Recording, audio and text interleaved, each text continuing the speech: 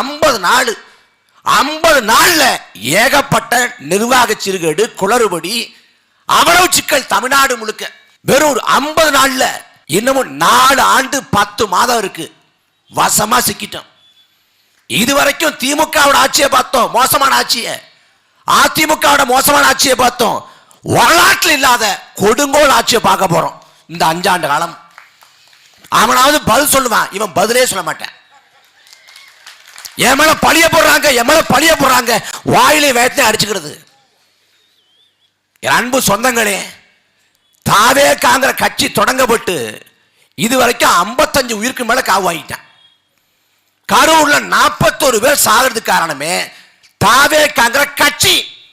நீ வழக்க போடு, மயில போடு, விஜய் தாண்டா காரணம். 41 பேர் செத்து விழுந்ததுக்கு காரணம் தமிழ்நாட்டின் முதலமைச்சராக இருக்கக்கூடிய விஜய். அதுக்கு பொறுப்பேற்றாரா?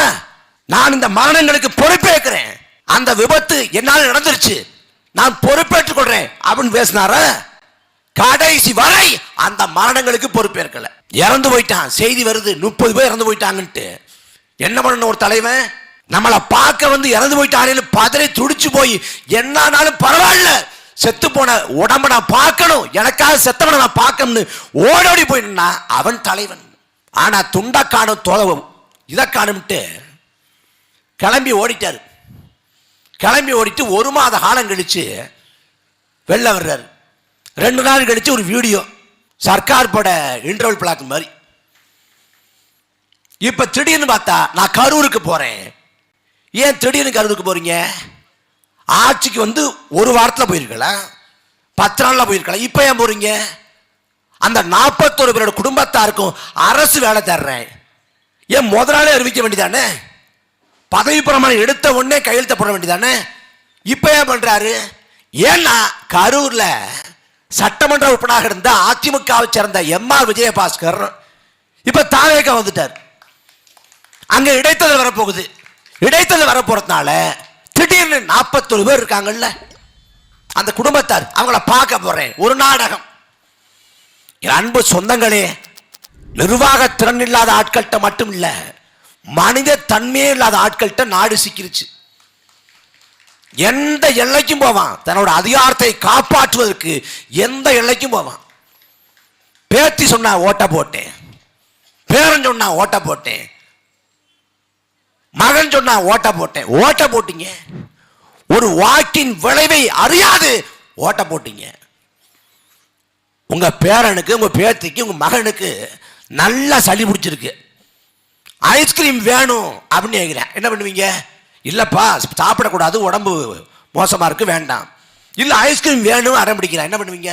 தள்ள ஒரு போட போட்டு போய் படுற. அதான பண்ணிருக்கணும். உன் வயசுக்கு தகுந்த வேலையை பாரு. 18 வயசானவன் நீ ஓட்டு போடலாம், அது வரைக்கும் பேசாம இருந்து சொல்லணும்ல. பேரன் சொன்னா, மகன் சொன்னா, பேச்சு சொன்னான்னு ஓட்ட போட்டுட்டு நாட்டை நாசமாக்கிட்டீங்களே. 5 ஆண்டுகளை எப்படி தப்பிப்பீங்க? நான் தவறுதலாக வாக்கு செலுத்தி விட்டேன் என்று உணர்ந்து அந்த தவறை சரி பண்றதுக்கு 5 ஆண்டு காலம் தேவைப்படும். அன்பு சொந்தங்களே, நாம் போராடி சுதந்திரம் பெற்றோம், எல்லாருக்கும் தெரியும்.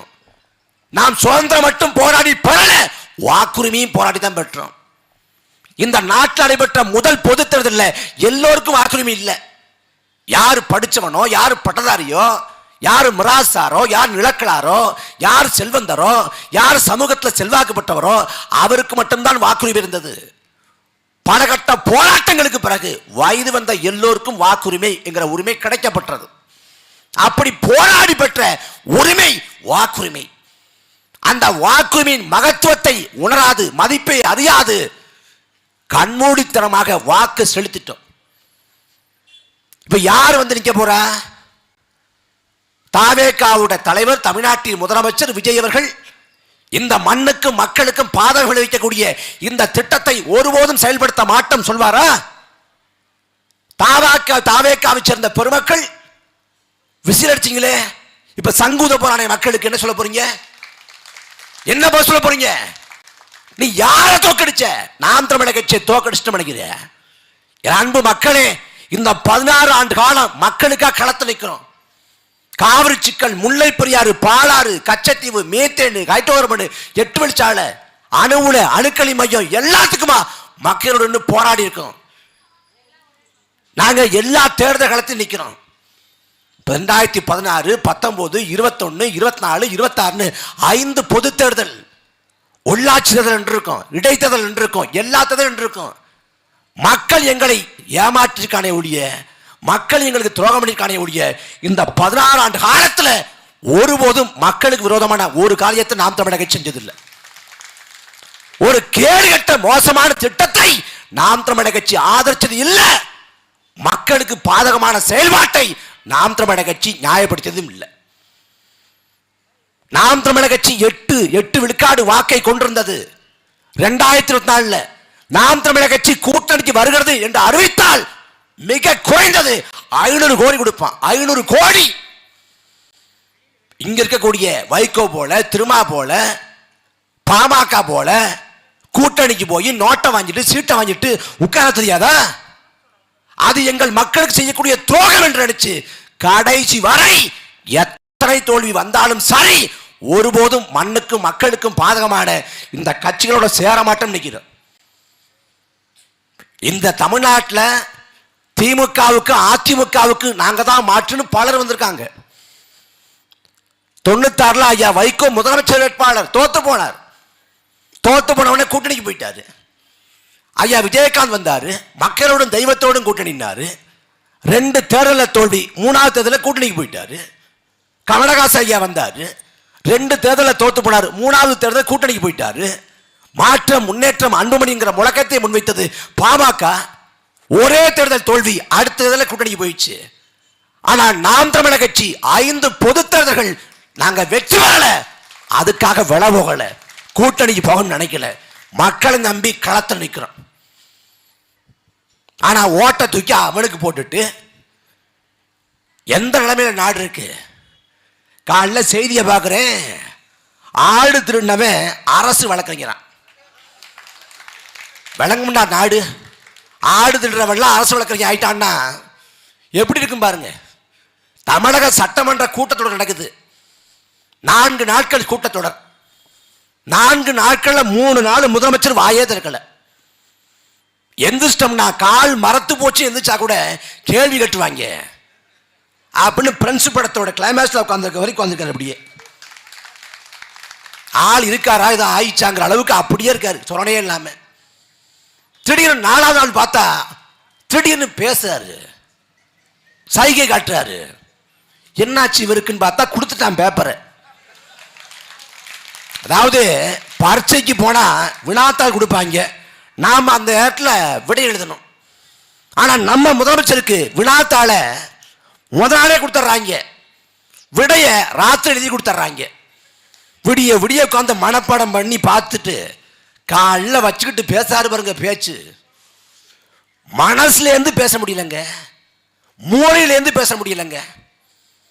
கட்சி தொடங்கி 2 ஆண்டு ஆச்சு, இது வரைக்கும் ஊடகத்தை சந்திக்கல.